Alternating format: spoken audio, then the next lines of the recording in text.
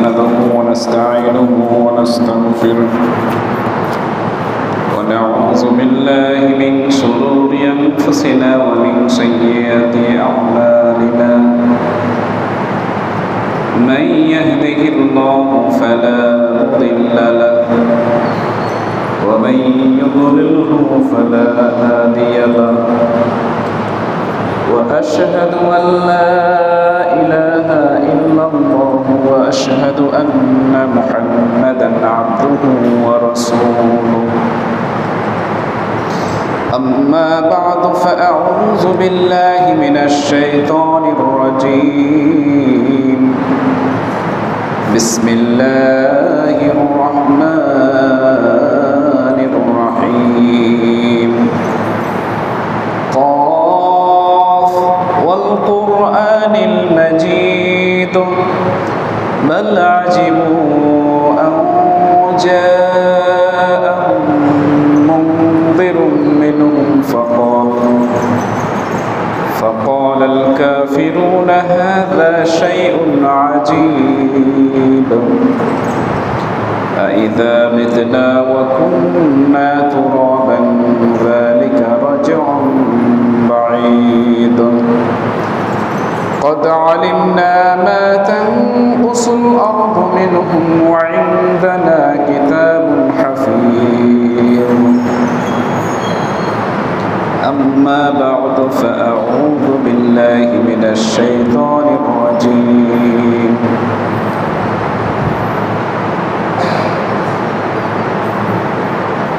فلما بلغ معه السعي قال يا بني إني أرى في المنام أني أذبحك فانظر ماذا ترى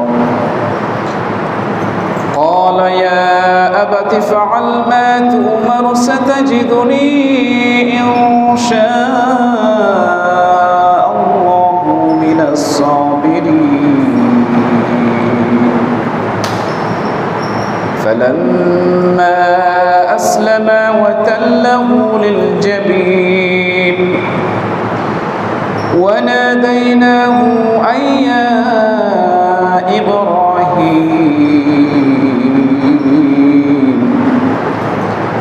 قد صدقت الرؤيا إنا كذلك نجزي المحسنين إن هذا لهو البلاء المبين وفديناه بذبح عظيم وتركنا عليه في الآخرين سلام على إبراهيم كذلك نجزي المحسنين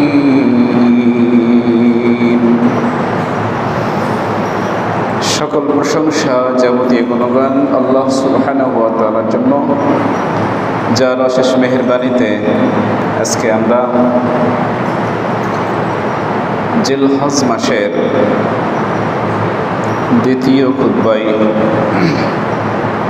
দ্বিতীয় জুমায় মসজিদে এসে মূল্যবান খুতবা শোনার তৌফিক পেয়েছি। আল্লাহ রব্বুল আলামিন আসার ও বসার সুযোগ দান করেছেন, সেই মহান রব্বুল আলামিনের দরবারে শুকরিয়া জানাই আলহামদুলিল্লাহ। রাসূলের উপর দরুদ বর্ষিত হোক, যার অক্লান্ত পরিশ্রমে বিভিন্ন ত্যাগের মাধ্যমে আমরা কমপ্লিট ইসলাম নামক একটি জীবন ব্যবস্থা পেয়েছি। সে রাসূলের উপর দরুদ বর্ষিত হোক সাল্লাল্লাহু আলাইহি ওয়াসাল্লাম। সম্মানিত মুসল্লিবৃন্দ, আজকে জুমার খুতবার আলোচনার যে বিষয় সেটি হচ্ছে ইসমাইল এবং ইব্রাহিম নবীর দুইজনের মহা ত্যাগের মাধ্যমে আমাদের যে কুরবানির প্রথা তখন থেকে চালু আছে সেই ইতিহাস সংক্ষিপ্ত আকারে জানব ইনশাআল্লাহ। এবং পাশাপাশি ঈদুল আজহা আগামীকালকে 10 তারিখ আমাদের দেশে ঈদুল আজহা আগামীকালকে কোরবানির ঈদ পালন করব ইনশাআল্লাহ।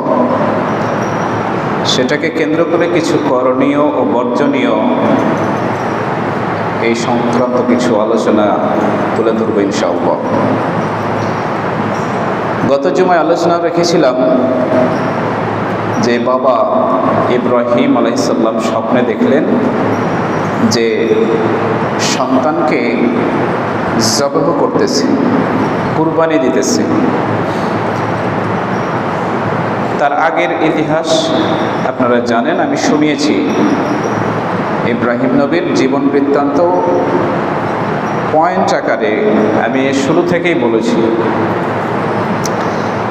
তো যখন পরিণত বয়সে প্রায় 12-13 বছর বয়স ইসমাইল আলাইহিস সালাম, এই ইসমাইলকে কুরবানি দেওয়ার মতো আরেকটা বড় পরীক্ষায় পড়ে গেলেন হযরত ইব্রাহিম আলাইহিস সালাম। আমি বলেছিলাম এই পরীক্ষার আগে যতগুলা পরীক্ষা ছিল, অগ্নি পরীক্ষা সহ সকল পরীক্ষার চাইতে এই নিজের পুত্রকে নিজের হাতে কুরবানি করা, কাউকে দিয়ে হবে না কিন্তু, যে আমার ছেলেকে কুরবানি দেওয়ার স্বপ্নে দেখেছি, এটা আর কাউকে দিয়ে করি, যে আমি তো দেখতে পারবো না, আরেকজন করে দিক, এটাও না, নিজের হাতে করতে হবে। তো এর চাইতে বড় মহা পরীক্ষা আর নাই। এইরকম পরীক্ষায় পড়ে গেলেন। কিন্তু যেহেতু নবী, তিনি আল্লাহর বান্দা, আল্লাহ যা অর্ডার করেন সেটাই মেনে নেওয়ার নামই হচ্ছে আত্মসমর্পণ করা তার বিধানের কাছে।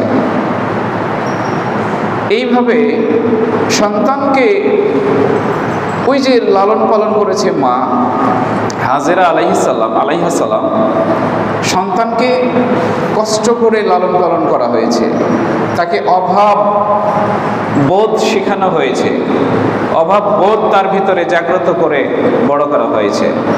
ওই যে নির্বাসনে যখন ছিল তখন খাওয়া নাই, দাওয়া নাই, ঠিক নাই, কিছু নাই, ওখান থেকেই ধৈর্য শিখেছে মায়ের কাছ থেকে।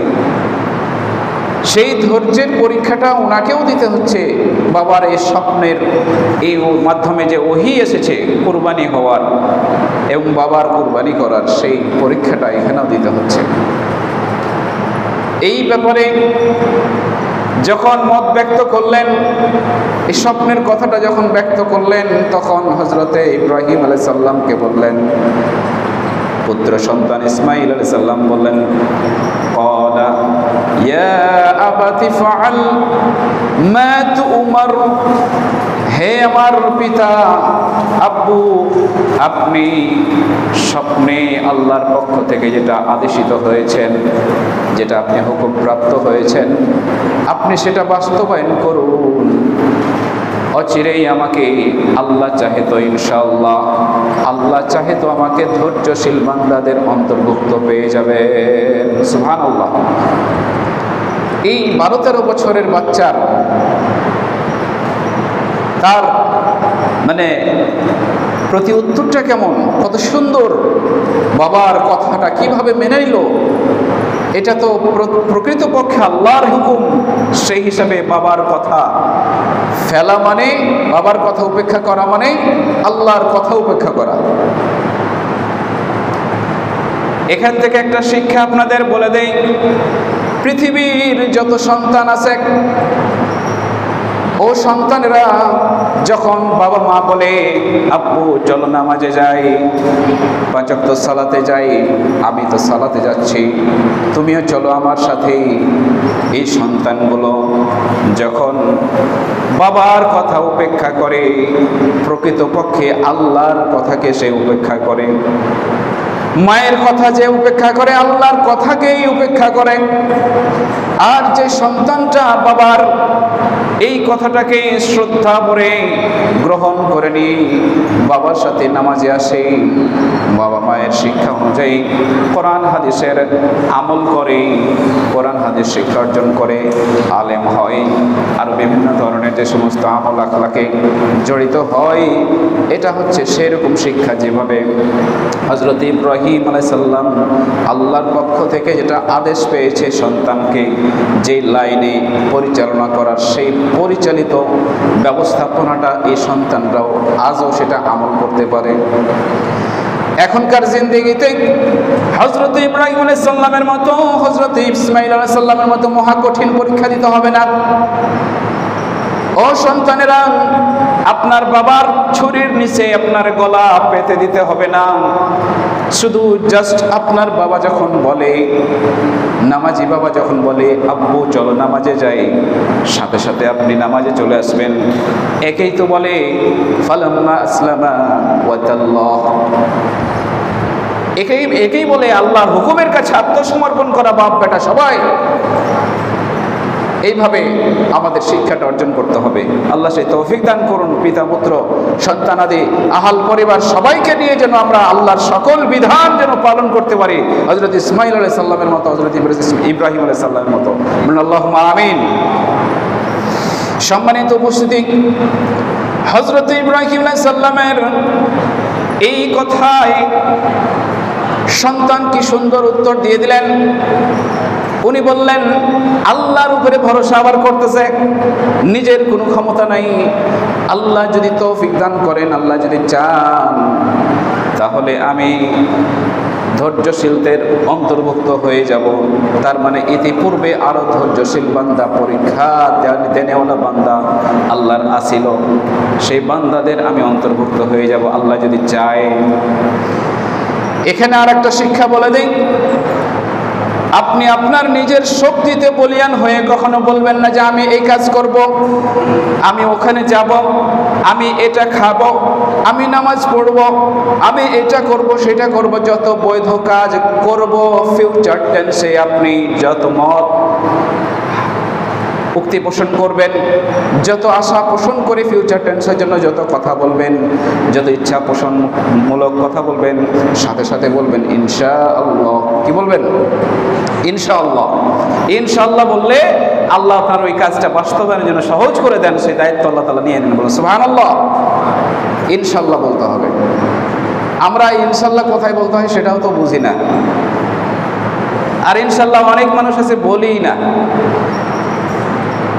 চলতে ফিরতে সুবহানাল্লাহ আল্লাহু আকবার কত জিকির আছে, আমরা এলে বলি না। উপরে যখন উঠবেন আল্লাহু আকবার, নিচে যখন নামবেন সুবহানাল্লাহ। যখন আমি এটা করব, অমুক জায়গায় যাব, করব, খাবো ইত্যাদি ফিউচার টেন্সের জন্য, ভবিষ্যতের জন্য কিছু বলবেন, কি বলবেন? ইনশাআল্লাহ।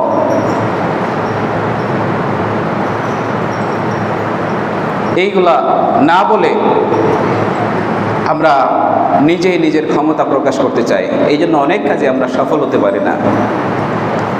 এক ব্যক্তি কি করছে, শিখানোর জন্য, শিক্ষার জন্য এই গল্পটা বলি, যে কুরবানির হাটে যাচ্ছে, কুরবানির হাটে যাচ্ছে, বন্ধুর সাথে দেখা। বন্ধু বলতেছে কোথায় যান? হাজী সাহেব কয় যে কুরবানির হাটে যাব, হাটে গিয়ে গরু কিনবো, গরু নিয়ে আমি কুরবানি দেব। দুই বন্ধু বলতেছে, বন্ধু তুমি যে এত যাবো, হাটে যাব, কুরবানি কিনবো, কুরবানি দিব, এই দিব করব এত কিছু বলতেছো, তুমি তো একটা বার ইনশাল্লাহ বললা না। তোর ভাই ইনশাল্লাহ কখন বলে? যখন কোনো নিজেরই থাকে না, সক্ষমতা থাকে না, তখন আল্লাহর উপরে এটাই করে। আমার পকেটে স্টিল নাও টাকা, আমার কোনো সমস্যা নাই, খালি জামু আল্লমু। বুঝছেন? হাটে গেছে, যায় দেখে যে পকেট আছে টাকা নাই, পকেট আছে টাকা নাই, পকেট মারে মেরে নিয়েছে। যখন ঠেলায় পড়ছে তখন বেচারা ঘুরে আসছে, ওই রাস্তায় ওই বন্ধুর সাথে আবার দেখা, যে হাজী সাহেব কি ব্যাপার, কি ঘটনা কি? ওই যে ইনশাল্লাহ আপনারা এখান থেকে হাটে গেলাম, ইনশাল্লাহ একটা গরু দেখলাম, গরুটা দামও করলাম, ইনশাল্লাহ পকেটে হাত দিলাম, ইনশাল্লাহ দেখি যে পকেটের টাকা হারায় গেছে। এই বেচারি বলে যে ইনশাল্লাহ তো আপনি এখন যে জায়গায় বললেন এই জায়গায় এক জায়গায় তো ইনশাল্লাহ বলা যাবে না। তোমরা ঠেলায় যখন পড়ছেন তখন ওই তাল বেতাল সব কিছু নষ্ট হয়ে গেছে, তখন সব জায়গায় ইনশাল্লাহ মারেন। আর যখন ভালো থাকে তখন আল্লাহর নাম স্মরণ নিতে আর মনে থাকে না। তো ইসমাইল নবী তিনি নিজের শক্তি দেখিয়ে বলতে পারতেন যে আমি কুরবানি হব, আপনি দেন, কোনো সমস্যা নাই। এই কথা না বলে আল্লাহর উপরে ভরসা করছেন যে এটা তো কঠিন পরীক্ষা। আল্লাহ যদি চায় আব্বু আমাকে কুরবানি দেন, ইনশাল্লাহ আল্লাহ যদি চায় তাহলে আমাকে ধৈর্যশীলদের অন্তর্ভুক্ত পেয়ে যাবেন। সুবহানাল্লাহ বলেন। হযরত ইব্রাহিম আলাইহিস সালাম এবং ইসমাইল আলাইহিস সালাম এই কথা বলে যখন চলে যাচ্ছেন মিনার প্রান্তরে, আজও যেখানে কুরবানি দেওয়া হয় হাজী সাহেবরা সেখানে গিয়ে কুরবানি সম্পন্ন করে থাকে। এই জায়গাতে যাচ্ছে, সেখানে যাওয়ার আগেই শয়তান তিনটা জায়গাতে তিনজনকে কি করেছিলেন, ওয়াসওয়াসা দিয়েছিলেন। যখন ওয়াসওয়াসা দিলেন তখন 7টি পাথর তুলে শয়তানকে নিক্ষেপ করে শয়তানকে দূরে ঠেলে দিয়েছিল। আবার যখন ওয়াসওয়াসা দিল তখন আবার 7টি পাথর তুলে শয়তানকে নিক্ষেপ করলো। আবার যখন ওয়াসওয়াসা দিল, বাপ বেটা দুইজনকে যখন ওয়াসওয়াসা দিতেছে এই পরীক্ষায় উত্তীর্ণ যেন হতে না পারে, এই জন্য শয়তান, ইবলিস শয়তান তাদেরকে ওয়াসওয়াসা দিতেছে। তৃতীয়বারেও 7টি পাথর তুলে তাকে নিক্ষেপ করলো, তাড়িয়ে দিল। আজও পর্যন্ত হাজী সাহেবরা জামারাই কুবরা, জামারাই উস্তা, জামারাই সুগরা, এই তিনটা জামারাই 3 জায়গায় 321টা পাথর মারার ইতিহাস স্মৃতিটা তারা আজও বছর বছর এটা পালন করতে থাকে। এবং সুবহানাল্লাহ, আজও সেটা আছে। মনের মধ্যে যে শয়তানি আছে, শয়তানকে পাথর মারতে হবে, নিজের মুজাহাদা করতে হবে, সবসময় শয়তানের বিরুদ্ধে যুদ্ধে লিপ্ত থাকতে হবে। নফসের এই যুদ্ধে নফসে মুতমাইন্নাকে সবসময় বিজয়ী রাখতে হবে, তাহলে আল্লাহ রাব্বুল আলামিন এর ইবাদত আপনাকে ভালো লাগবে, এই ইবাদতটা আপনি সুসম্পন্ন করতে পারবেন। এইভাবেই হযরত ইব্রাহিম আলাইহিস সালাম যখন চলে গেলেন, ওয়াতাল্লাহু লিল জাবিন, সন্তানকে জবেহের জন্য যখন শুয়ে দিয়েছিলেন, সন্তানের গায়ে এটুকু বর্ণনা পাওয়া যায়, সাদা পোশাক ছিল। সন্তান বলে দিলেন, আব্বু আপনি আমার এই পোশাকটা, সাদা পোশাকটা খুলে রাখুন, এই পোশাকটা দিয়ে আমার কাফনের ব্যবস্থা হয়ে যাবে। এবার বাবা তাই করলেন, সন্তানকে উপর করে শুয়ে দিলেন। হাত পা বেঁধেছিল বা এই সেই যে সমস্ত ঘটনা বলা হয়, এগুলা সহি সূত্রে কোনো বর্ণনা পাওয়া যায় না। যেহেতু উনি স্বেচ্ছায় কুরবানি হতেছেন আল্লাহর জন্য। কার জন্য? আল্লাহর জন্য। হাত পা বাঁধার প্রয়োজন নাই, উপর করে শুয়ে দিয়েছেন। এবার ছুরি চালাতে শুরু করেছেন গলার উপরে। এর মধ্যে আল্লাহ রাব্বুল আলামিনের পক্ষ থেকে ডাক চলে আসলো, ওয়ানাদাইনাহু আইয়া ইব্রাহিম। আল্লাহ বললেন, আমি তখন ডাক দিলাম, ওগো ইব্রাহিম, কদ সাদ্দাক্তার রুইয়া ইন্না কাযালিকা নাজজিল মুহসিনিন। আমি যে পরীক্ষাটা দেখতে চেয়েছিলাম তোমার বাপ বেটার, এই পরীক্ষাটা তুমি সত্যই পরিণত করে ফেললেন, বাস্তবায়ন করে বসলে। আমি অতি সন্তুষ্ট হয়ে গেলাম। ইন্না কাযালিকা নাজজিল মুহসিনিন, নিশ্চয় আমি এইভাবে সৎকর্মশীলদের প্রতিদান দিয়ে থাকি। ইন্না হাযা লাহুয়াল বালাউল মুবিন, নিশ্চয় এটা প্রকৃতপক্ষে তোমার সন্তানটা আসলেই জবে হয়ে যাক, এটা আমি চাই নাই। এটা আমি চাই নাই। আমি দেখতে চেয়েছি তুমি আমার বিধান যতই কঠিন হোক না কেন আমার বিধানকে তুমি মানছো কিনা, এটাই আমি দেখতে চেয়েছিলাম। তুমি সেটা দেখিয়ে দিলে, তুমি পরীক্ষায় পাশ হয়ে গেছে। বলুন সুবহানাল্লাহ। শুধু তাই নয়, তোমার এই সন্তানকে আমি নিজে ছাড়িয়ে দিলাম একটা প্রাণের বিনিময়ে। ওয়াফাদাইনাহু বিযিবহিন আযীম, এবং আমি ফিদিয়া দিয়ে দিলাম আমি একটা প্রাণী দিয়ে দিলাম, দান করে দিলাম তোমাদেরকেই। পিছন ঘুরে দেখো তোমার পিছনে কি আছে। ইব্রাহিম আলাইহিস সালাম পিছন ফিরে দেখে সুন্দর হৃষ্টপুষ্ট তরতাজা একটা দুম্বা, শিংওয়ালা একটা দুম্বা দাঁড়িয়ে আছে।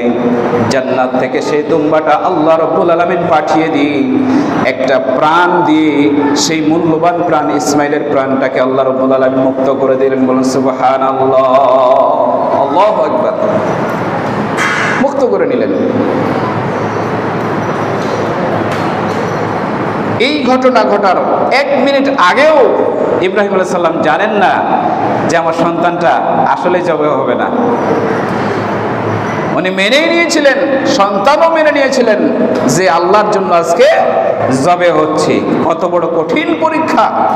আপনি আপনার নিজের আদরের সন্তানকে দিয়ে একটু ভেবে দেখুন, এই পরীক্ষাটা কত মুশকিল, বড় কঠিন পরীক্ষা। এই পরীক্ষায় পাশ করে নিলেন বাপ বেটা দুজনে। এবার ওই দুম্বাটা জবে হয়ে গেল। বিযিবহিন আযীম, মহান একটা পশু। মহান পশু বলতে এখানে খুব ভালো করে একটা শিক্ষা নেন। এই পশুটা 20 লক্ষ টাকার গরুর মতো, ষাঁড়ের মতো, উটের মতো এত দামি পশু ছিল না, এত ভারী ওজনের পশু ছিল না। দুম্বার সাইজ আর কতটুকু হবে বুঝতেই পারছেন। কিন্তু দুম্বাটা খুব হৃষ্টপুষ্ট তরতাজা ছিল, শিংওয়ালা ছিল, খুব সুন্দর দেখতে। এবং সবচেয়ে বেশি এটাকে আপনার সাইজ ছোট হোক বড় হোক, শর্ত মোতাবেক যদি পশুটা হয়ে যায়, যার যত বড় তাকওয়া, আল্লাহকে ভয় ভীতি করার মন মানসিকতা যত বড়, তার কুরবানিটা তত মহান। সুবহানাল্লাহ। এটাকেই বলা হয় বিযিবহিন আযীম। পক্ষান্তরে আল্লাহকে ভয় করে না, নামাজের ধারা ধারে না, নামাজ পড়ে না 1 ওয়াক্ত, গাঞ্জা খায় 6 ওয়াক্ত, মদের বোতল খায় 3 ওয়াক্ত, টাকা আছে, পয়সা আছে, হাটে গিয়ে 20 লক্ষ টাকার একটা কুরবানি কিনে নিয়ে এসেছে, উট নিয়ে এসেছে, 10 লক্ষ টাকার গরু নিয়ে এসেছে। এটাকে কখনোই বলা যাবে না, যদিও সাইজে বড় কুরবানি, কিন্তু আল্লাহর কাছে এটা মহান কুরবানি নয়। কুরবানি মহান কিসের ভিত্তিতে? তাকওয়ার ভিত্তিতে। এই তাকওয়া অনুযায়ী কিছু শর্ত মোতাবেক আপনি আমি যদি পশু ক্রয় করে, আপনার সাধ্য অনুযায়ী একটা ছোট পশু হলেও সেটা মহান কুরবানি। আল্লাহ পাক সেই মহান কুরবানি তাকওয়া অর্জন করে, তাকওয়ার ভিত্তিতে কুরবানি করার তৌফিক দান করুন। আল্লাহুম্মা আমিন। সম্মানিত উপস্থিতি, এরপরে সামনের দিকে যাই। তারপরে কি হলো? বাপ বেটা দুজনেই পরীক্ষায় পাশ হয়ে গেলেন। এবার কুরবানির পশু ওই জান্নাত থেকে আসা, কোনো মতে পাওয়া যায় এটাও যে ওই যে হাবিল যে কুরবানি করেছিল একটা দুম্বা, ওই কুরবানিটাকে জান্নাতের ভিতরে লালন পালন করা হয়েছিল। সেটা এই ইসমাইল নবীকে ছাড়িয়ে নেওয়ার জন্য ওই কুরবানিটা এখানে দেওয়া হয়েছে। এটা একটা পাওয়া যায়, এটা তাহাকিক করা নাই, তবে এটা একটা সূত্র পাওয়া যায়। তবে এতটুকু সহি, সেটা হচ্ছে সেটা জান্নাত থেকে খুব মহামূল্যবান একটা কুরবানি দুম্বা এটা দেওয়া হয়েছিল, শিং বিশিষ্ট। এটা হয়ে গেল। শুধু তাই নয়, এটা পাশ করার সাথে সাথে আল্লাহ রাব্বুল আলামিন, এই পরীক্ষায় পাশ করার সাথে সাথে আল্লাহ রাব্বুল আলামিন আরো ইব্রাহিম আলাইহিস সালামকে কত সান্ত্বনা দিচ্ছেন, কত সুন্দর বাণীতে, কত সুন্দর কথায় তাকে সিক্ত করছেন। আরো বলছেন আল্লাহ রাব্বুল আলামিন, ওয়া সালামুন আলা ইব্রাহিম। তার আগে আরেকটা আয়াত আছে, ওয়া তারাকনা আলাইহি ফিল আখিরিন। শুধু তাই নয়, ও ইব্রাহিম, তুমি যে এত বড় একটা রিস্ক নিয়ে তোমার সন্তানকে কুরবানি দেওয়ার একটা ঝুঁকি নিয়ে তুমি পরীক্ষায় পাশ করে নিয়েছো, কিয়ামত পর্যন্ত যাতে করে আমার বান্দারা তোমার এই স্মরণীয় ঘটনা মনে রাখে, এই সিস্টেমটা আমি পরবর্তীদের জন্য আমি রেখে দিলাম। বলেন সুবহানাল্লাহ। এটা মানুষের একটা চাওয়া পাওয়া থাকে। যেমন ধরেন, এই যে আমাদের দেশে একটা আন্দোলন হয়েছে, এই আন্দোলন করে দেশের একটা প্রেক্ষাপট চেঞ্জ করা হয়েছে। এখন যার নেতৃত্বে আন্দোলন হয়, ওর একটা মনের একটা মানবিক একটা চাওয়া থাকে যে আমার এই আন্দোলনের এই জিনিসটা যাতে করে সারা জীবন মনে রাখে, সারা জীবন কি রাখে, মনে রাখে। তো আল্লাহ রাব্বুল আলামিন এই ইব্রাহিম আলাইহিস সালামের এই কঠিন পরীক্ষায় পাশ করার সাথে সাথে পুরস্কার হিসেবে তার নামটা চিরস্মরণীয় করে রাখার জন্য ওই সিস্টেমটা পরবর্তী বান্দাদের জন্য কিয়ামত পর্যন্ত এই সিস্টেমটা চালু রেখে দিলেন। বলেন সুবহানাল্লাহ। সম্মানিত মুসলিম, শুধু তাই নয়, আল্লাহর পক্ষ থেকে হযরত ইব্রাহিম আলাইহিস সালামকে আরো বলছেন, সালামুন আলা ইব্রাহিম, সালাম, শান্তি বর্ষিত হোক, সালাম, শান্তি বর্ষিত হোক, সালাম, শান্তি বর্ষিত হোক ইব্রাহিম আলাইহিস সালামের উপরে।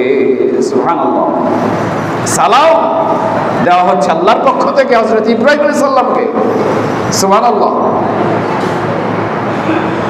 কাযালিকা নাজজিল মুহসিনিন, এইভাবেই আমি সৎকর্মশীলদের প্রতিদান দিয়ে থাকি। হযরত ইব্রাহিম আলাইহিস সালাম এইভাবে তার বাবেল জিন্দেগিতে এবং কেনানি জিন্দেগিতে এইভাবে অনেক মহা পরীক্ষাগুলো দিয়েছেন, পরীক্ষায় উত্তীর্ণ হয়েছেন। সেই পরীক্ষার জন্য আল্লাহ রাব্বুল আলামিন তাকে এইভাবে পুরস্কৃত করেছেন।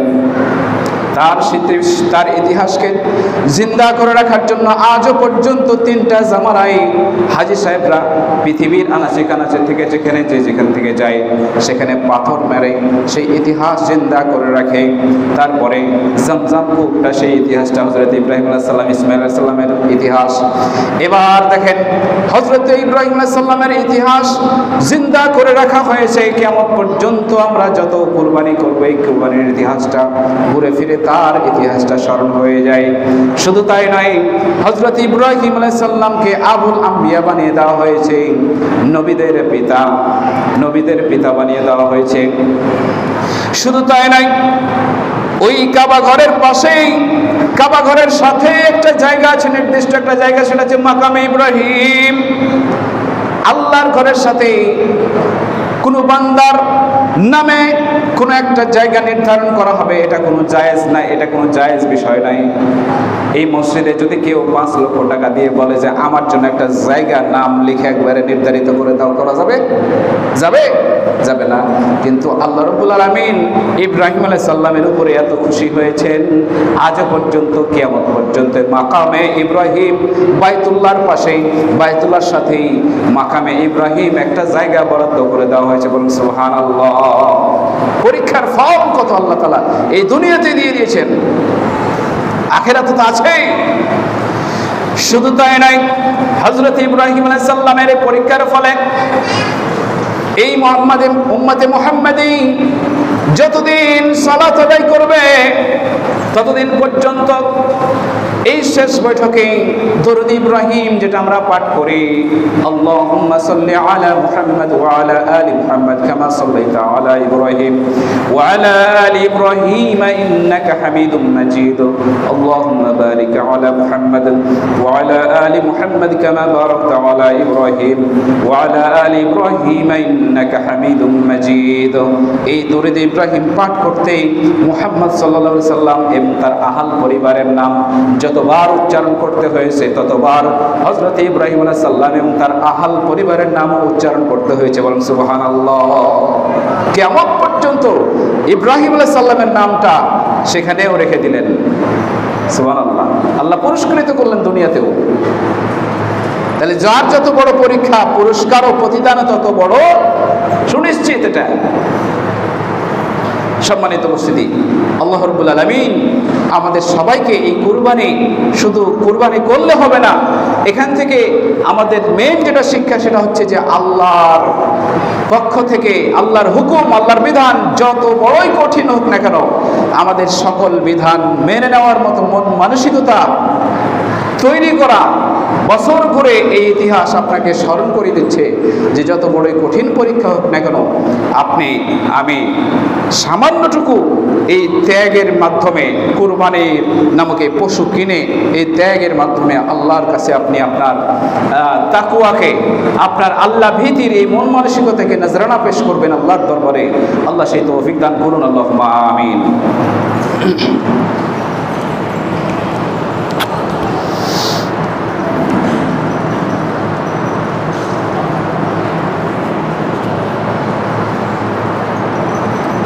إن الحمد لله والصلاة والسلام على رسول الله أما بعد فأعوذ بالله من الشيطان الرجيم إن الله وملائكته يصلون على النبي يا أيها الذين آمنوا صلوا عليه وسلموا تسليما اللهم صل على محمد وعلى آل محمد كما صليت على إبراهيم وعلى آل إبراهيم إنك حميد مجيد اللهم بارك على محمد وعلى آل محمد كما باركت على إبراهيم وعلى آل إبراهيم إنك حميد مجيد اللهم احفظنا من كل بلاء الدنيا وعذاب الآخرة اللهم اغفر لنا وارحمنا وأنت خير الراحمين ربنا هب لنا من أزواجنا وذريتنا قرة أعين واجعلنا للمتقين إماما اللهم آمين।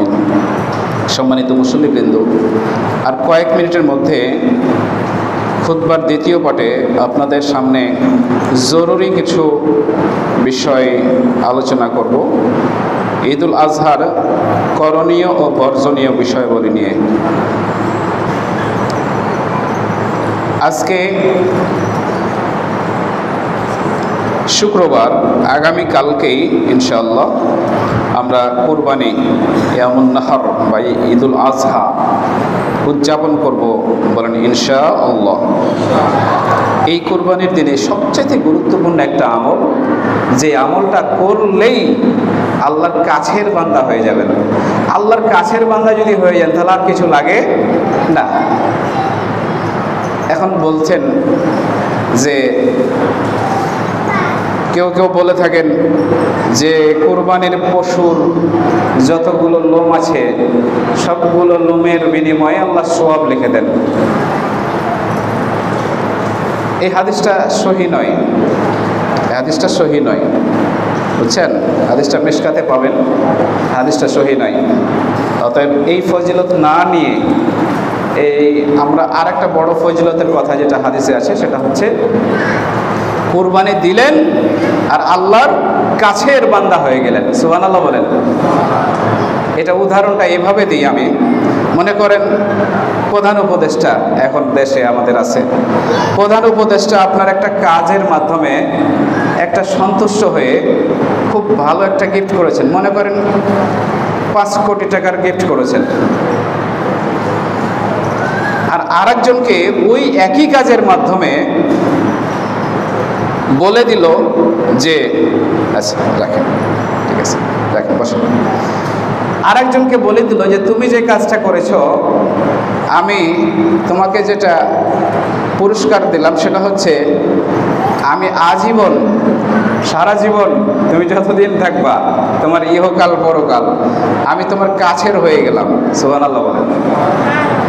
ওই 5 কোটি টাকার পুরস্কার বেশি দামি হলো নাকি ইহকাল পরকাল সে সবসময় কাছের হয়ে গেল এটা বেশি লাভের হলো? দ্বিতীয়টা বেশি লাভের হলো না? তার মানে প্রধানমন্ত্রী বা প্রেসিডেন্ট বা দেশের বাদশাহ যদি ও আপনার কাছের হয়ে যায় তার মানে ওর রাজ্যটা ওর যেরকম, বুঝছেন, আপনারও এরকম মনে করবেন তখন, বুঝতে পারছেন?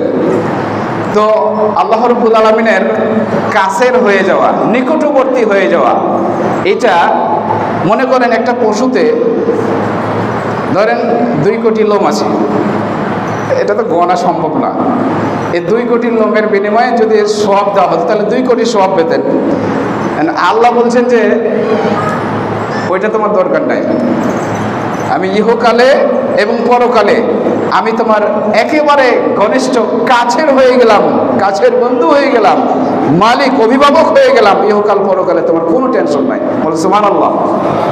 এটা বড়, বুঝতে পারছি?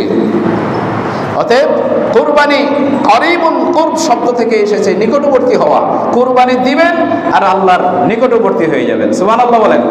আল্লাহ সেই তৌফিক দান করুন কুরবানির মাধ্যমে, আল্লাহুম্মা আমিন।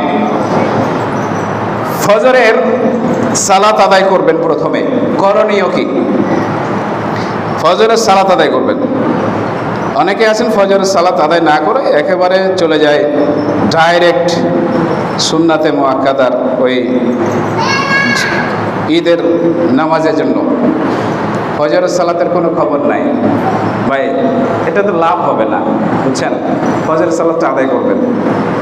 এখন তার মানে এটা বুঝায়নি যে আপনি 5 ওয়াক্ত সালাত বাদ দিয়ে কালকের শুধু ফজরটা পড়তে বলছি, তার নয়। 5 ওয়াক্ত সালাতটা আদায় করবেন। বলেন ইনশাআল্লাহ। আল্লাহ তৌফিক দান করুন। ফজরের সালাত আদায় করে গোসল করবেন, সুগন্ধি মাখবেন। মহিলারা ছাড়া, মহিলারা সুগন্ধি ব্যবহার করবেন না। উত্তম পোশাক পরবেন। উত্তম পোশাক বলতে এই যে শুধু যে প্রতি বছরই আপনাকে নতুন পোশাক কিনে আপনার জুলুম হচ্ছে তারপরে নতুন পোশাক কিনেই দিতে হবে, এটা নয়। এখানে একটা জিনিস মনে করে দিই, সন্তানদেরকে মাঝে মধ্যে অভাব শিখাবেন। অভাব বোধ তার ভিতরে একটু দিবেন। সন্তানকে যদি অভাব যদি না দেন, অভাবের জীবনটা কতটুকু মানে সহ্য করার মতো সেটার প্র্যাকটিস ট্রেনিং আপনি যদি দেন তাহলে সন্তানটা হবে ধৈর্যশীল। বলেন সুবহানাল্লাহ। যেমন ইসমাইল নবী না খেয়ে ওই যে জমজম কূপের ওইখানে পড়ে থাকলো নির্বাসনে মায়ের সাথে, না খেয়ে, বুঝছেন, খাওয়া নাই দাওয়া নাই, সেখান থেকে অভাবটা তিনি পেয়েছেন, এই জন্য সবচেয়ে ধৈর্যশীল বান্দা হয়েছেন। সুবহানাল্লাহ বলেন। সন্তানদেরকে, স্ত্রীদেরকে মাঝে মধ্যে অভাব যা চাইবে তাই যখন দিবেন, যা চাইবে তাই দিবেন, এইভাবে সন্তানকে ছোট থেকে লালন পালন করলে এক সময় এই সন্তানগুলো 99%ই মানে তার মেন্টালিটি এইভাবে তৈরি হবে যে সন্তান যেটা চাইবে সেটা যখন না পাবে সে তখন বড় টেরোরিস্ট হয়ে যায়, সন্ত্রাস হয়ে যায়। আমি পেলাম না কেন, ওই যে ছোট থেকে পেয়ে অভ্যাস। বুঝতে পারছি? এই বিষয়টা খেয়াল রাখবেন। তো বলছিলাম উত্তম পোশাক পরে রেডি হবেন। 3 নাম্বার, না খেয়ে কোনো খাওয়া দাওয়া করবেন না। ঈদ উল ফিতরে বিজোড় সংখ্যার খেজুর খেয়ে যাওয়া সুন্নাত ঈদের মাঠে, আর ঈদ উল আজহাতে না খেয়ে যাবেন। বুঝতে পারছি? না খেয়ে পায়ে হেঁটে ঈদের মাঠে যাবেন, তাকবীর পাঠ করতে করতে আল্লাহু আকবার আল্লাহু আকবার লা ইলাহা ইল্লাল্লাহ আল্লাহু আকবার ওয়ালিল্লাহিল হামদ, এইভাবে তাকবীর পাঠ করবেন নারী পুরুষ সবাই। তবে মহিলাদের উচ্চ আওয়াজ হবে না, যেন বেগানা পুরুষ, কোনো পুরুষ বাইরে পুরুষ না বুঝতে পারে। এরপরে এক রাস্তা দিয়ে যাবেন, আর এক রাস্তা দিয়ে বাসায় ফিরবেন। একটু হলেও রাস্তা চেঞ্জ করবেন, এটাতে সওয়াব আছে, এটাতে ওই জায়গাগুলো সাক্ষী হয়ে যায়। সুবহানাল্লাহ বলেন। এবং 13 তারিখ পর্যন্ত ঈদের 3 দিন পরের 3 দিন পর্যন্ত তাকবীর পাঠ করবেন। বুঝতে পারছেন? আর তাকবীর পাঠ করার নিয়ম তো বুঝতে পারছেন, এর আগে বলেছি। প্রত্যেক 5 ওয়াক্ত ফরজ সালাতের পরে তাকবীর পাঠ করবেন। তারপরে হাটে বাজারে যখন যাবেন তাকবীর পাঠ করবেন, যখন ইচ্ছা মন চাইবে তাকবীর পাঠ করবেন, জোরে জোরে তাকবীর পাঠ করবেন। এটা সাহাবীদের সুন্নাত। সুন্নাতটা মরে গেছে, আপনারা চিন্তা করার চেষ্টা করুন, সবাই আমল করবো ইনশাআল্লাহ 13 তারিখ পর্যন্ত, তার মানে ঈদের পরের 3 দিন পর্যন্ত। এবং ঈদের পরের 3 দিনে আপনি কুরবানিও করতে পারেন, যদি কেউ করবে করে কালকে কুরবানি করতে না পারেন। বুঝতে পারছেন? এই বিষয়টা খেয়াল রাখবেন। 13 তারিখ মাগরিবের আগ পর্যন্ত এগুলা করতে পারবেন। 4 নাম্বার, সূর্যোদয়ের পর থেকে আচ্ছা রাখেন রাখেন, সব রাখেন, এখন টাকাগুলো দিয়েন না। সূর্যোদয়ের পর থেকে নিয়ে 1 ঘন্টা 30 মিনিটের মধ্যে, খুব ভালো করে খেয়াল করেন, সূর্যোদয় আগামীকালকেও সূর্যোদয় হবে 5টা 10-এ, খুব সম্ভব 5টা 10-এ, 1 মিনিটে দিক সেদিক হতে পারে। 5টা 10 থেকে নিয়ে 1.5 ঘন্টা সময় হিসাব করবেন। ঈদুল আজহাতে 1.5 ঘন্টা আর ঈদুল ফিতরে 2.5 ঘন্টা। এই 1.5 ঘন্টার মধ্যে ঈদুল আজহার সালাতটা সূর্যোদয় থেকে নিয়ে 1.5 ঘন্টার মধ্যেই আদায় করাটা উত্তম সময়। কি সময়? উত্তম সময়। আর এটা ক্রস করে দিলেন উত্তম সময়, আউয়াল ওয়াক্তর, মানে প্রথম ওয়াক্তের যে একটা ফজিলত আছে, উত্তম সময়ে আদায় করার যে একটা ফজিলত আছে, সেটা পাওয়া যায় না। বুঝতে পারছেন? অতএব চেষ্টা করবেন 1.5 ঘন্টার মধ্যেই যাতে সালাতটা হয়ে যায় সূর্যোদয়ের পর থেকে নিয়ে। এটা আজকে নামাজের পরে বসে ঠিক করবেন ইনশাল্লাহ। তারপরে প্রথমে গিয়ে সালাত আদায় করতে হবে, পরে জামাতের সাথে সালাত আদায় করার পরে খুতবা হবে। খুতবাটা মনোযোগ দিয়ে শুনবেন। 5 নম্বর, সকল মহিলারাও সেখানে উপস্থিত থাকবেন। ঈদের মাঠে মহিলাদেরকে অবশ্যই যেতে হবে, এটা আল্লাহ রাসূলের নির্দেশ যে মহিলারা যাবে। স্বাভাবিক মহিলারা তো যাবেই, ঋতুবতী মহিলারাও যাবে ঈদের মাঠে। কিন্তু ঋতুবতী মহিলা নামাজে শরীক হতে পারবে না, শুধু খুতবা এবং দুয়ায় শরীক হতে পারবে। বুঝতে পারছেন? এই ফজিলতগুলোর জন্য তাদেরকে অবশ্যই যেতে হবে, সবাইকে যেতে হবে, মহিলারা যাবেন। কিন্তু মহিলারা কখনোই আপনারা ওই সুগন্ধি মেখে পরপুরুষের পাশ দিয়ে আপনারা যাবেন না, সুগন্ধি মেখে যাবেন না। এই জিনিসগুলো খেয়াল রাখবেন। ঈদের দিন তো তাল বেতাল হয়ে যায়, সাজগোজ করতে করতে এমন সাজে 3 পিস পরেও চলে আসে। জিনা 3 পিস যারা পরবেন বললেন, নিয়ত একেবারে কঠিন করে শক্ত করে বেঁধে নিয়েছেন, তারা খবরদার আসবেন না, 3 পিস পরে আসবেন না। ফিতনা এগুলা। সবাই বোরখা পরে আসবেন। পায়ের পাতার উপর পর্যন্ত, পায়ের নিচ পাতাটা, এইটা আপনি মোজা পরবেন, হাত মোজা পরবেন, পা মোজা পরবেন, একবারে মাথা থেকে পা পর্যন্ত বড় চাদরে ঢেকে দেবেন, আপনার যাতে কোনো অবয়ব বুঝতে না পারা যায়। এবং মহিলারা আপনাদের আরেকটা বদ অভ্যাস আছে, সেটা হচ্ছে যে এখানে সেই মসজিদে যখন এই যে আপনারা ঢোকেন, আপনাদের আওয়াজে বেটা মানুষের মানে তাদের খুতবাই শোনা যায় না। আওয়াজ করলে আপনারা খুতবা শোনেন কি? আপনাদেরকে এত বলা হয়, তারপর আপনারা এটা নিয়ন্ত্রণ করতে পারেন না। আল্লাহ পাক রব্বুল আলামিন আপনাদের অনেক কিছু ভালো অভ্যাস দিয়েছেন, যেটা স্বাভাবিকভাবে পুরুষের চাইতে ভালো আমল করেন, কিন্তু এই সমস্ত বিষয়গুলো একটু মিস্টেক হয়ে যায়। আমাদের মা বোনদেরকে এই বিষয়টাও খেয়াল রাখা, সতর্ক থাকার তৌফিক দান করুন, আল্লাহুম্মা আমিন। এরপরে যে বিষয়টা বলতেছিলাম সেটা হচ্ছে দান সদকা করবেন ঈদের মাঠে, টাকা পয়সা নিয়ে আসবেন ঈদের মাঠে। বুঝছেন?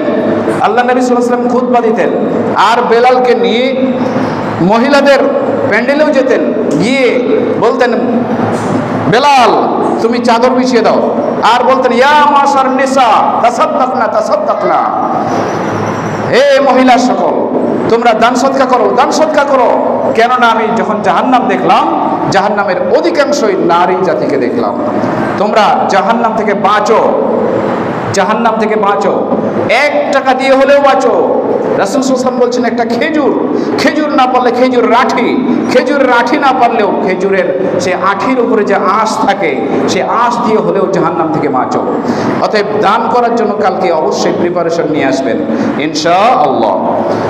এরপরে খুতবার পরে আরেকটা সমস্যা হয়, সেটা হচ্ছে কোলাকুলি করা। কোলাকুলির বিষয়টা আপনাদেরকে একটু ক্লিয়ার করি। কোলাকুলি করতে হয়, অনেক দিন থেকে সফরে আছেন, বাইরে আছেন, আপনি এলাকায় আসলেন, এসে লোকজনের সাথে দেখা, আপনি সফর থেকে যখন আসবেন তখন সালাম মুসাফা কোলাকুলি, এটা তখনকার জন্য সুন্নাত। বুঝতে পারছেন? কোলাকুলিটা সফর থেকে এসে তখন আপনি সেটা আমল করবেন, কিন্তু ঈদের মাঠের জন্য কোলাকুলি এটা হাদিস সম্মত নয়।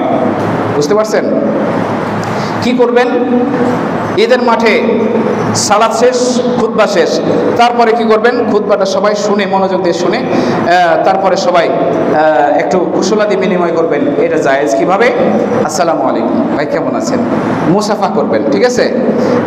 তাকাব্বালাল্লাহু মিন্না ওয়া মিনকুম আমালুস সালেহ, কি বলবেন, আল্লাহ আমার পক্ষ থেকে এবং তোমাদের পক্ষ থেকে সকল সৎকর্মগুলো আল্লাহ কবুল করুন, বলুন আমিন। এইভাবে বলবেন। এটা হচ্ছে ঈদের শুভেচ্ছা বিনিময়ের একটা মাধ্যম, প্র্যাকটিস, সুন্নাতি প্র্যাকটিস এটা, বুঝছেন। তাকাব্বালাল্লাহু মিন্না ওয়া মিনকুম এটা বলবেন, ঠিক আছে। আর জাস্ট সালাম মুসাফা এই পর্যন্তই, কোলাকুলিটা দরকার নাই, ঠিক আছে। এটা আমাদের কারেকশন করতে হবে ভাই। তারপরে বাসায় এসে কুরবানি করবেন, নিজেই কুরবানি করবেন, কুরবানিটা নিজে করবেন, এটা সুন্নাত, বুঝছেন। আল্লাহ নবী সাল্লাল্লাহু আলাইহি ওয়াসাল্লাম একটা কুরবানি, একটা পশু, এই ছাগল বা ভেড়া দুম্বা এরকম জাতীয় হাদিসে আছে, উনি একাই জবাই করলেন। এই ডান পাটা, খুব সম্ভব ডান পাটা কি করলেন, এই ছাগলের এই কাঁধের ওপরে দিয়ে দিলেন, বুঝছেন।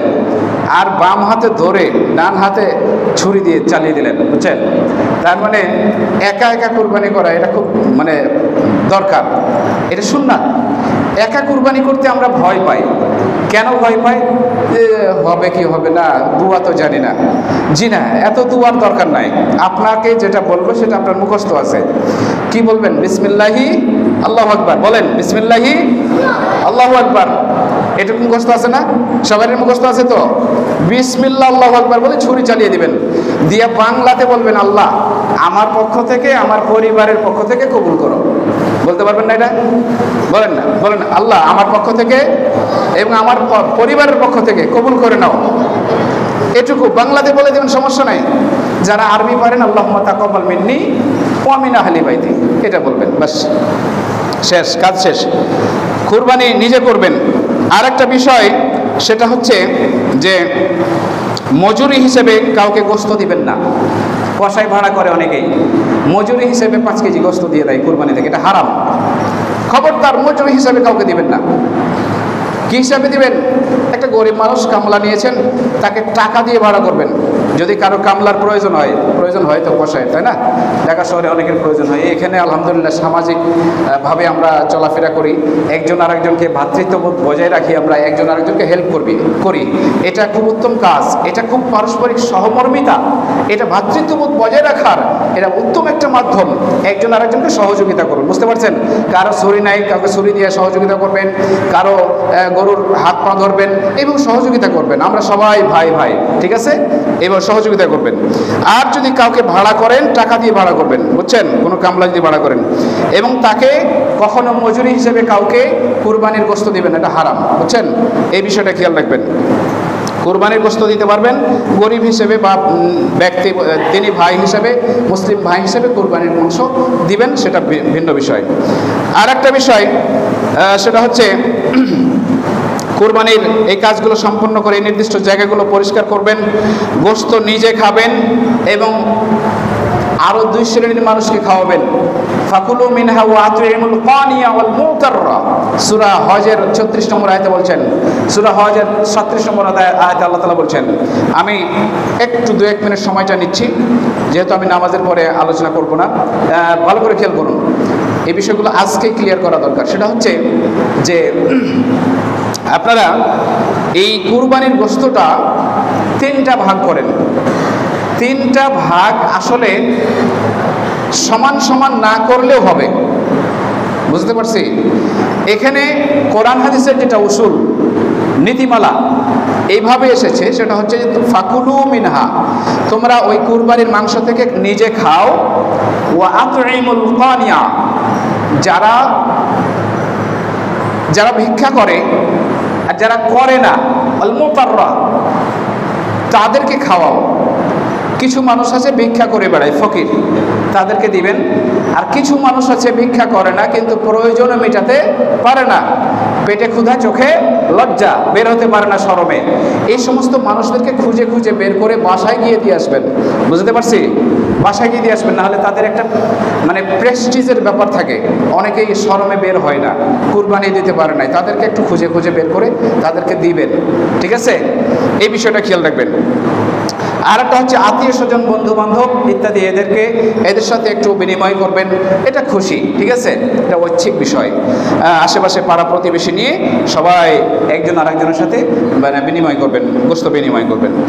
আর একটা বিষয় এখানে খেয়াল করে দিয়ে, সেটা হচ্ছে যে জামাতে যে মাংস দেন, এই জামাতে মাংসটার ব্যাপারে এখানে একটা জিনিস মারাত্মক ভুল হয়ে যাবে যদি আমাদের একটু ক্লিয়ার না হয়। সেটা হচ্ছে জামাতে যে মাংসটা দেওয়ার প্রথাটা চালু আছে, এটা সমাজে এটা চালু হয়ে গেছে, এটা কোনো না কোনো আলেম দ্বারাই হয়েছে, তাই না? যাই হোক, এটা তাদের ব্যাপার। এটা এখন কিছু কিছু ওলামায়ে কেরাম এটা উঠিয়ে দিতে বলছেন, কিন্তু আমি এটা বলতেছি না এই মুহূর্তে, কারণ বিশৃঙ্খলার ব্যাপার আছে, বিশৃঙ্খলা হয়ে যাবে, আমি এটা বলছি না। তবে এতটুকুন করতে পারেন, সেটা হচ্ছে আল্লাহু আলাম, আল্লাহ ভালো জানেন। আমার যেটা মত সেটা হচ্ছে জামাতে যখন মাংসটা দিবেন, নিয়ত করবেন দুইটা। কয়টা? দুইটা। এক, এই মাংস থেকে যে মাংসটা একত্র হবে জামাতে, মনে করেন 5 মণ মাংস একত্র হয়েছে আপনার জামাতে, আপনার সমাজে, এই 5 মণ মাংস থেকে আপনারও 5 কেজি মাংস আছে, ওখানে আছে না? এই মাংসের মধ্যে দুইটা নিয়ত করবেন। এক, যে আমার এই মাংস, জামাতে দেওয়া মাংস থেকে ফকির মিসকিন খাবে, ঠিক আছে, এবং আমরা জামাতে সমাজে যারা আছি, কারো খাসি কারো গরু, আমরা মুসলিম ভাই হিসেবে যেটা আদান প্রদান করা, ভাগ বাটোয়ারা করা, বুঝছেন, এটা আমরা এটা বিনিময় করতে পারি। দুইটা নিয়ত যদি করেন তাহলে কিন্তু জায়েজ হওয়ার সম্ভাবনা আছে। আমি ভাষাটা যেভাবে বললাম এইভাবে নেবেন, জায়েজ হওয়ার সম্ভাবনা আছে, বুঝতে পারছি? দুইটা নিয়ত করবেন। কিন্তু যদি এটা নিয়ত করেন যে দেওয়ার সময় যে 10 কেজি বের করছেন 30 কেজির মধ্যে, এই 10 কেজি যখন দিবেন তখন যদি শুধুমাত্র কেবলমাত্র একটা নিয়ত করেন যে আমি এটা দান করে দিলাম, কি করে দিলাম? দান করে দিলাম, এই একটা নিয়তে যদি আপনি দিয়ে দেন, তাহলে ওখান থেকে এক টুকরা মাংস নিয়ে খাওয়াটাও হারাম। বুঝতে পারছি? এটা মুসলিম শরীফে একটা হাদিস আছে, ইয়াকিউ কাকাইল কালবি, কুকুর যেমন বমি করে আবার বমি খেয়ে নেয়, কেউ যদি একেবারে ফুল নিয়তে দান করে দিয়ে আবার ওখান থেকে নিয়ে খায়, সেটা হচ্ছে ওই কুকুরের বমন করে বমন খাওয়ার মতো। বুঝতে পারছেন? তাহলে সামাজিক এই প্রথাটা যেহেতু চলে আসছে, বিশৃঙ্খলার দরকার নাই। যদি কেউ এটা এড়িয়ে চলতে পারেন ভালো, ঠিক আছে, আর যদি ওই এড়িয়ে চলতে না পারেন সামাজিক এই বিষয়টা, তাহলে দুইটা নিয়ত করবেন। বুঝতে পারছি? তাহলে আশা করা যায় কোনো দ্বন্দ্ব হবে না, সমস্যা হবে না ইনশাআল্লাহ। তো এই বিষয়গুলো আমাদের খেয়াল রাখতে হবে। আল্লাহ রাব্বুল আলামিন আমাদের সবাইকে গোশত বন্টন আরও বিষয় যে এগুলো আছে, যেগুলো সব কিছু বললাম, এইগুলো সব কিছু মেনটেন করার তৌফিক দান করুন, সঠিকভাবে আমল করার তৌফিক দান করুন, এবং ঈদের দিনে গান বাজনা, নাটক, সিনেমা, হারাম বিনোদন থেকে আল্লাহ আমাদের সবাইকে হেফাজতে রাখুন। আগামী বৃহস্পতিবার আমাদের এই মসজিদে মাসিক ওয়াজ মাহফিলের ডেট হয়েছে, সেই মাহফিলে শেখ মাহবুব রহমান মাদানী আসবেন, সেখানে আপনারা প্রস্তুতি নেবেন, পুরস্কার বিতরণীয় হবে। আজকে আর একটা বিষয়, সেটা হচ্ছে যে